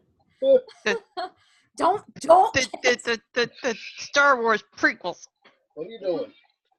no, they don't exist. Yeah, they don't. They don't. What don't exist? The Star Wars prequels. Prequels. What are those? That and the 5th Star Trek movie. Yeah, I'd have to agree with you on that one, Anita. My wife and I just sat back and watched the entire classic Star Treks, the animated Star Treks, and all first 6 movies. Technically, And I told her that we do not ever discuss the 5th film. wasn't Anakin in all 6? No. No, he Yeah. wasn't. Vader Yeah. was in the 1st, 2nd, and Take 3rd. that mask out. You take that mask and that cape and all that other crap off. No. He's still Anakin underneath it. No, Anakin was a little douchebag. Yes, All right, exactly. Anakin- And then he was a teenage douchebag. Anakin had no place in this universe. So, The best So thing that Angela would happened be- to him was when he gave up an arm and a leg for that suit. yeah. I mean- Angela I mean, is dying over there. how could George Lucas think Awesome. that Anakin Skywalker, the character he wrote in those stupid prequels, turned into Darth Vader? It's impossible. It is. No, didn't happen. They transplanted his brain. Is what they did when they put him in the suit. Didn't happen. Darth Vader was in there the whole time, Mm. and he had to suffer through being that insufferable little Yeah, that's douchebag why he turned for into 3 Darth films. Vader. Anakin was such a douchebag. Yeah. You know who I really blame for all of this? George Lucas's muse. Yeah. Darth Vader Yeah. is the result of I found out his Darth wife Vader is the actually result of having edited to read Star those Wars. 3 films. Do you ever Thank wonder God he what didn't their write any of muses that. are like? Like J.J. Abrams. What do you think J.J. Abrams' muse is like? I want to Regrets. I want to meet George R.R. What's his name? Martin. George R.R. Martin. Yeah. You think he has a I want to muse meet too? his muse. Oh my God. No, I will tell That's you. a bloodthirsty. I will tell you. I think his muse is cousin to my homicidal one. I think, he is really. So here's one thing I would definitely say. The prequel trilogy for Star Wars doesn't exist in the same way as the Doctor Who TV movie.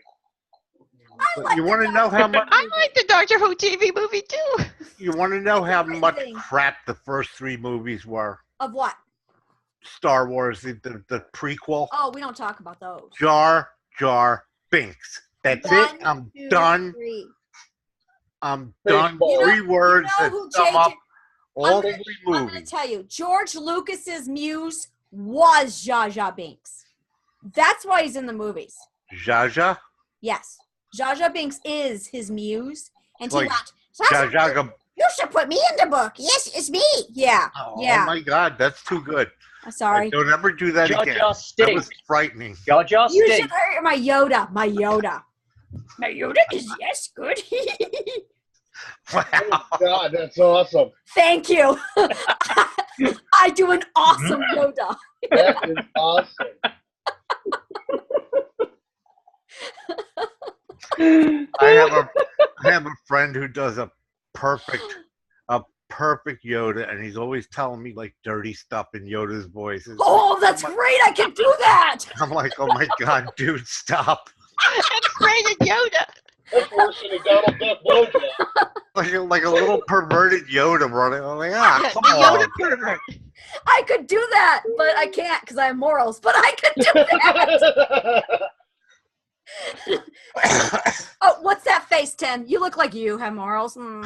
Pesky thing, those I'm morals. trying to work it. No, I'm just trying to remember what that word means. Right? Holy shit. I mean, you've heard about my search history. Isn't that a word? Isn't that a word we chose last night to ban from the dictionary? No, that was gullible. Gullible got removed. Oh dear. That's awesome. Yes, I don't think this ever went anywhere near a topic. What's a topic? Yes. People are going to be disappointed. They're going to read this thing. They're going to look at it. I know I said read. They're going to read the title. Strange authors rambling on. And they're going to be like, wait, they're not talking about how different genres influence fantasy. Sorry. These people are drunk. These These people are on drugs. They're drunk. What do you think about? I'll dig into this. The genres and influence fantasy. I'll get right into this. What do y'all think about Western fantasy? Western steampunk. Yay! Western fantasy? Firefly. Firefly is all I'm saying. Oh, is that why I hated Firefly? What? No. What? I That's hated Western. Firefly. That's what- Oh, you were banned. I know I'm banned. That's what they call Western science fiction. That's probably No, why but I didn't like steampunk, it. Western steampunk. You can do Western steampunk fantasy. That I'm fine with. Western steampunk is the bomb. I am having flashbacks to Wild Wild West. I'm sorry. Yeah, That's there you why it's the bomb. No, Okay, that the was- movie, I no, the didn't TV like show's that. not as bad. And yeah, I'm not talking about Wild Wild West. I'm talking about actual steampunk. I mean, the good, like part of my other steampunk novel is takes place in the U.S. going across on the train. They have a cowboy. Hey, quick. While Tim's not here, let's talk about him. Only until he comes back. And when he comes back, we'll pretend like nothing happened. And then when he's rewatching this film, and then when he's rewatching this video, he's going to see us talking about him, but he won't know about it. You know, Until he It'd be watches like, dude, I have a runaway blog I can't catch. I gotta go. I can't talk now. I gotta go. It's my muse. No, you don't understand. Oh, here he comes. It ran away.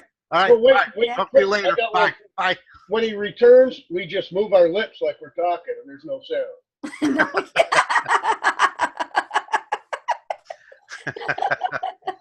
Have you noticed that his video is out of sync? And as a result, he'll start talking. Yeah. And it's Oh, not, but I don't want to tell him because it's got this great ventriloquist thing happening. It Well, does. yeah. It's like watching a Godzilla movie, an old Yeah, Godzilla just wanted to movie. say, it's like watching one of those Those are the Japanese ones- movies that are dubbed. I thought I was watching Tim. Bruce Lee. Welcome back, Godzilla. That was my muse. Just to go back to the what happens when muses take you off topic. This time my muse took me off microphone. We love you, Tim. We really do love you. I like this guy, despite the fact that he has no friggin' clue how to post a picture. Oh, Tim What? cannot Huh? post a picture to save his son. I get Tim's blog, and it's like, and I read it, and then it says, image source. Okay, Ed, No. Ed, you are reading my blogs on Goodreads, where it automatically reposts from my WordPress site. Sure, make excuses. Go ahead. Don't worry. Be about it. logical. How dare you? Goodreads does not like showing embedded images from blog posts. Well, I get mine If you from read my Blogger blog, on Goodreads yeah, if all you the were to time. read, yeah, On I'm the reading WordPress thing. basic WordPress. Yes, I'm sure it is. But I'm WordPress. reading. If you read them on the original WordPress, Ed, you are going to get the images. I can post images. I He's make like, some "Don't nice worry." images He can occasionally. Oh, post now I images. got to go to a special I have to say this. place. I'm sorry. He can post images better than you can unmute and mute your camera on your mic. Oh, wow. I love you. Oh my God. Would you believe that came from my muse and not me? Nah. I post images better than Angela speaks Filipino. Ah! We're going to hell. You know what? Hang You know on what? a sec. My daughter is standing here and she won't come any closer. She's like, oh my I think God, he's she's got the afraid of your camera on. muse too. Probably. It's your muse. Well, come and say goodnight. Oh, good Lord. All right. So here's something I love doing. How old is yours, Tim? Or, Wait, Ed? what? How old is yours, Ed? Sorry. She's 8. Pray for me. I'm 63. She's 8. Everybody say a prayer. Get it done with.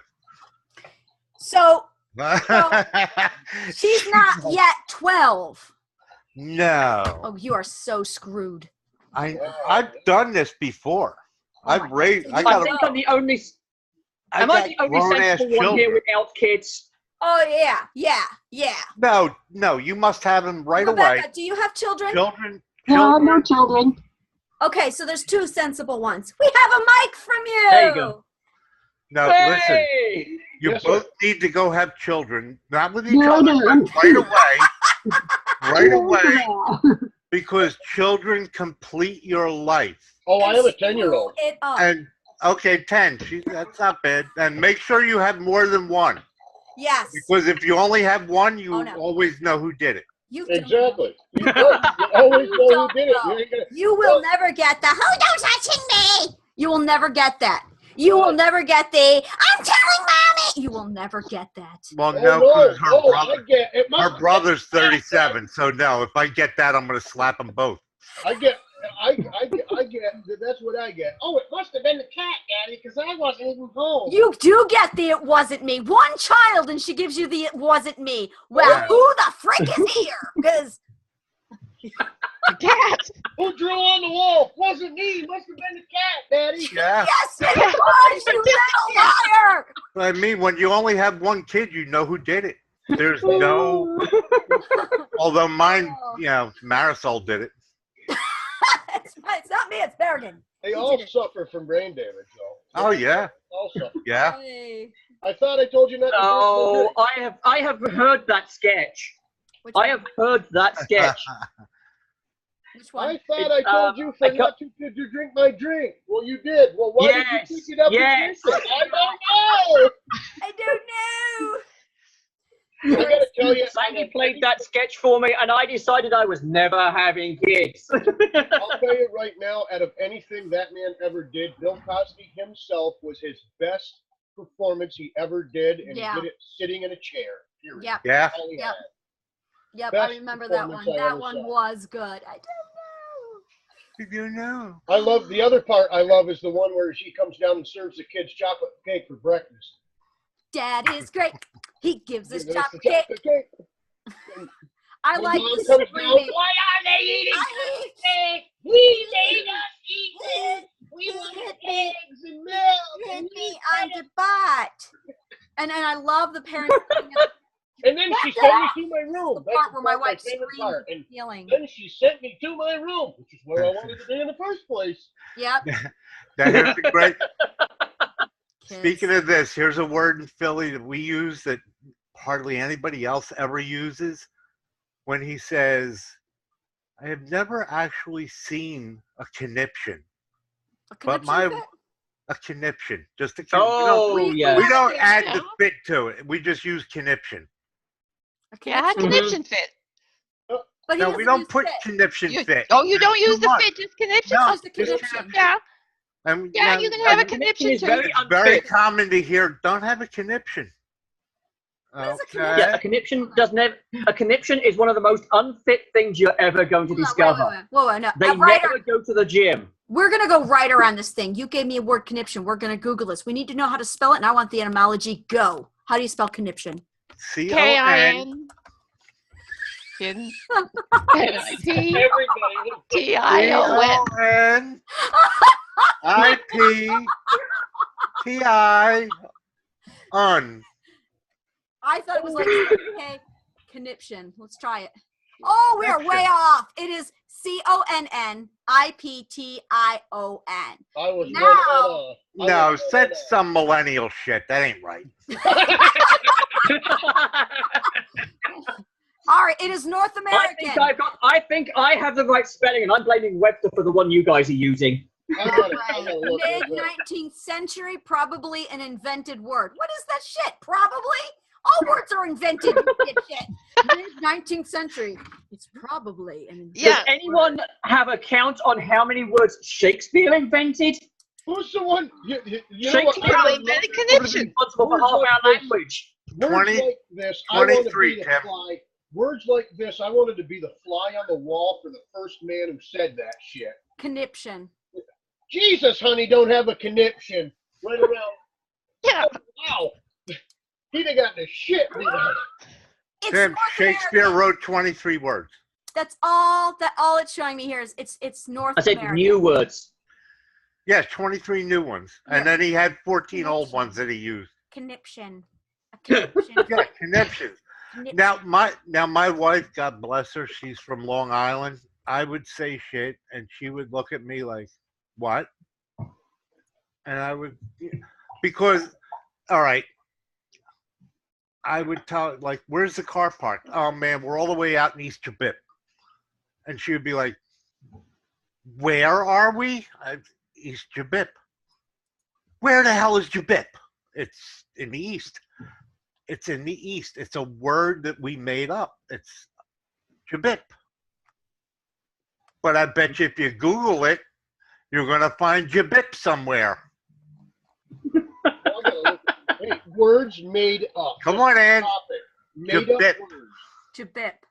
Jabip. I'm checking down the back of my couch for Jabib. I'm not getting it. Jabip. Jabip. How are you spelling it?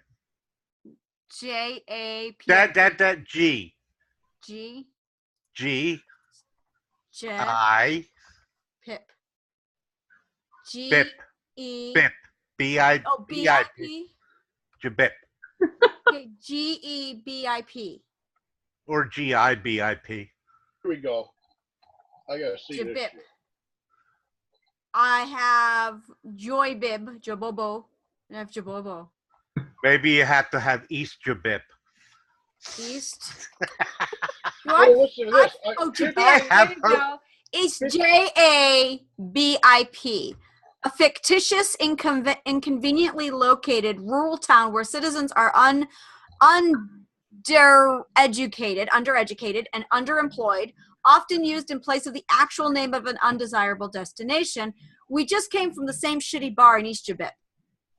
There's a Facebook page. Wow. Nice. That's a big damn East Jabip, explanation. Summit, New Jersey, neighborhood, Facebook. East Jabip. It's Jabip. I'm gonna get 15 words. Next year, if we 15. can't do this in the Philippines, we do it in Jabip. That's right. We go to Jabip. Right. Okay. So I'm still on conniption. Hmm. And I can't get over the fact that all it tells me is it's North American and it's probably made up. No, I gotta. And do you know if you're having a conniption, there's a good chance you're having kittens too? Probably kittens. Because I'm How about just. conniption shit? You fit? don't ever use the word conniption again. It's made up. Conniption? It may be Made up related to corruption. That's what There. I got. See, that would make sense. Or captious. I got From 1799, which was used in a sense of anger, or from English dialectal. I don't even know what the heck that is. Oh, Ill-tempered or probably a corruption of captious. Isn't that a great word? Let's all take a moment. Captious. I'm going with the original English because I've used it in my family history for years. So it's English, not North American. It's English. American English. What, capacious or conniption? Conniption. But it may have derived from the English. It says right here, word origin for conniption, arbitrary pseudo-Latin coinage. That's Well, better no, than... I've always known that when the English settled in Philadelphia, they brought conniption with them. Uncertain. 1833, American English origin, uncertain. Perhaps related to corruption, which was used in the sense of anger from 1799, or from English dialectal canapus. Canaptious? Yeah, I couldn't get that one either. Ill-tempered, captious. Maybe that's what canaptious is. That's how it's pronounced. Canaptious. Okay. Probably a corruption or captious. Let's see here. Violent tantrum, hysterics, cat fit, duck fit. Please don't throw a conniption fit over the news. Oh, we are so going to. Yep. Captious. All right. I gotta click on captious and see. Old French. Old. So it was the French that did this. Oh, yeah, it would be the French, those bastards. I love you. Oh, she had such a conniption. Shit fit. To captious. A person tending to find fault or raise petty objections. Old French, and I will not try and pronounce that word. I will butcher it. And then it goes to Latin, which is captio, Latin captiosus, and then to English, which is caption. So conniption is related to caption. That I am happier with. That makes a lot. That puts a whole new complexion on caption competitions. What if I'm non-captiousness? I like capacious. Let's just keep saying that word capacious. Capacious. Capacious. Capacious. Capacious. Yeah, it's kind of That like sounds a like- Sounds Italian. It sounds like a bunch of Italian people say, "Hey, you capacious?" All right. So seriously, what is your favorite English word to say? One that you can Arugula. just say. Huh? What is it? arugula. Arugula. Mine. Ready? Flonase. You nut ginormous. It's a brand, and I don't care, but I love saying it. Say it with me. Flonase. Flonase. See? Flonase. You know, that actually would make a nice character name. Flonase. We could Yeah. call her Flonase. Flo for short. Not flow days. Not flow days. I heard you slip that in. It's We're not going there. Flonase. Hang on. We're not going there. Hang on. Anita, doesn't she sell insurance? Well, Flo does, yes. Flonase. Flonase. No, Flonase. Flonase is Flo's cousin. I like capacious. Capacious. Flonase. Yes. Her cousin from the principality of our muses are terrible. Yeah. You know why? That was my Because I'm music. mad at Which is them. a neighbor of Jabip. Yeah, the name of Jabip. I sent mine to Jabip. It's because I'm mad at them, and that's what we're doing here. We are rebelling. Or Moldavia. Xavier, that's a nice one. That's a I think they used that one on Dynasty. Spoon. Spoon is another really great word. I love the word spoon. See, I like periwinkle. Winkle. Periwinkle. Periwinkle. Periwinkle. It's Oh like- my! What about this town in Wales? Was that the longest word? This thing's crazy. Here's one that I love. Are we ready, people? Ratio. Would that be the one? Yeah. Go, gadget words. That's the longest word in the ever, isn't it? This is the weirdest name. No. weirdest Oh, don't get me started. I actually had to study Old Welsh for an Arthurian book I wrote that I never published. And believe me, that language is crazy. Did Here we people go. die? Listen, Well, and yeah, it was Arthurian. My news. She was like, yeah. We're gonna go here. I'm sorry, Yeah. but you can't have a historic King Arthur without people dying. It just isn't done. Yeah, but was it unnecessary? And you can't do it without touching on the Welsh. I want to say it again, ratiocination. Ratio. Wow. I got some great ones. It means 14 reason. What is your reason for being here today? What is your ratiocination for being here? My muse told me. I to do. thought that was a skin condition. No, ratiocination is not. It's ratio, like rationale. Ratiocination. Ratiocination. It's a real word. Where'd you keep Oh, the here you go. Here's one for us, guys. Are you ready for this one? Imbroglio. It means a confused mass of people. That's this panel. That is imbroglio. We are an imbroglio. We are an imbroglio. Yes. Or we am an imbroglio. Anyway, guys, RM. We I are. got we've been running. Before we go, I got a quick one here I want to talk about. It's the 14 most ridiculous places in the world. I got a list.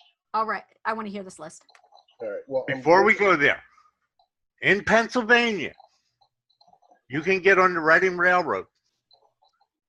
And you can go to Intercourse, Pennsylvania. You can go to that's number 2 Intercourse. on the list. Damn it! Yeah. That But is to a place.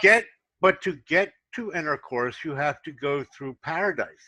Or Oh, yeah. actually, if you go through Intercourse, you get to Paradise. Okay. But if you take the spur, you end up in Blue Ball. Right. Yep. Blue Ball is also a place. It's in Here we go. Pennsylvania. Number 14, Bump Ass, Virginia. What is it called? Bump Ass. Oh, okay. Bump ass. Okay. Number 13, Intercourse, Pennsylvania. Yep. Yeah. Number 12, you're never gonna guess. Endicott, New York. Fucking Austria. Austria? Just Austria or fucking No. Austria? The town of fucking. 11, Gobbler's Knob, Pennsylvania. Number 10, Hell, Pennsylvania Norway. holds the record. We got a lot. Number 10 is Hell, Norway. Oh, this is a great one. This must be right up near on the east. Dildo, Canada. That weird town in Wales that I can't pronounce. Llanfair, Gwyn, Gil, Gogger, Itch, Wyrn, Drobe, Wilt, Aunt, Scylla, Goga, Gotch. Wales. That was a Even damn the- good try. Even the locals only call it Fanfare PG. Twat, Scotland. Where you going today, mate? That actually explains a Going to the Twats to have a beer. Middle Fart, Denmark. Oh, here's a good one. Muff, Ireland. I have a cousin named Muff. Number 4. Hump Tulips, Washington. Number 3, Titty Hill, England. They must be small hills. Pee Wee Township, Ohio. And number 1, our favorite, we got to visit, Anus, France.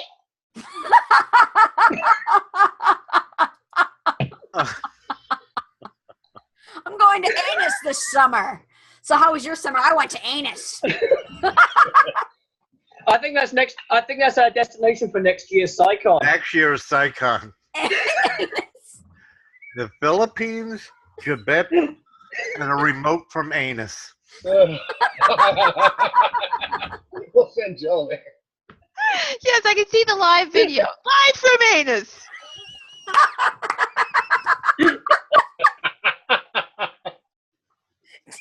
And the sad thing is, we would all take so many opportunities to go, we are live from Anus. And I can Every hear, video would start, welcome to Anus. oh my God, do you realize Joe? somebody in the Awesome. panel, somebody in the panel is going to say, is it Harry like the French? Joe, what's happening in Anus? Oh, I'm glad you could be here. I Thank you. hear it. I hear it got a little windy there this year. I'm happy to be in Anus too, especially with you. I'm glad I could join you in Anus. Next person. Yeah. I see this every time anyone comes into a panel at Joe's Bar. Welcome to Anus. I'm glad you could be here with us in Anus. How is the weather over in Anus? How's the weather in Mitty Hill? We are all very mature and Anyway, guys, intelligent people, I promise. I'm gonna actually duck out at this point. All right. Sandy is home, so I'm gonna go spend some time with her. It's been an absolute pleasure going completely and utterly off topic. All right. I'm headed over to Joe's Bar. I gotta bring this conversation up. They don't know what's coming. All right. It's actually 10 o'clock here. I need to bow out here soon. But Yeah. Once more, let's go through and give everybody our information here. Tim, tell me about you. Timothy Bateson. I write urban fantasy and science fiction. I originally decided to have a topic for this discussion, and then our Muses took over. You can find me at timothybatesonauthor.wordpress.com for something a little more sensible than what happened here today. But otherwise, do swing by, do come have fun with us all, because at the end of the day, we're a crazy bunch of people who just love to have a laugh. Take care, guys. And Anita, tell us about yourself. Okay, I write fantasy, I write horror. Apparently, I do a lot of blood and guts. You can find me over on Twitter at Scribe77, and my website is Welcome to Avalon, and I'm all over every place else. So just Google AF Stewart, and you'll find me somewhere. And Ed. Yeah. Ed on a lease. I'm on a leash. Okay, I write fantasy. I write historical fiction. I don't know where the hell you're going to find me. Just Google my name. You'll come up with something. I'm somewhere in here. I'm in the mix. I don't know. Ask Angela. She'll tell you. And Richard. All right, my name is Richard White, a.k.a. Shotgun Bow Rivers. I am a historical fiction, Western crime mystery poet. And you can find me at authorrichardwhite.com or over at shotgunbowrivers.com. You choose your poison, and we will see you all there. And we have Rebecca Carter, and you can find her located at renesaavila.com. Her website will be available on the panel discussion underneath when you're done watching here. Renesa, I'm sorry, I don't know how to pronounce your name, sweetheart, writes fiction and nonfiction about Bulgarian culture, myths, legends, and folklore come to life, and particularly the mystical nymph, Samodiva Wadila. And I am Angela B. Chrysler, owner of Brain to Books. You can find more about me at angelabchrysler.com. Thank you so very much for tolerating this last 2 hours. We'll talk to you later. Bye.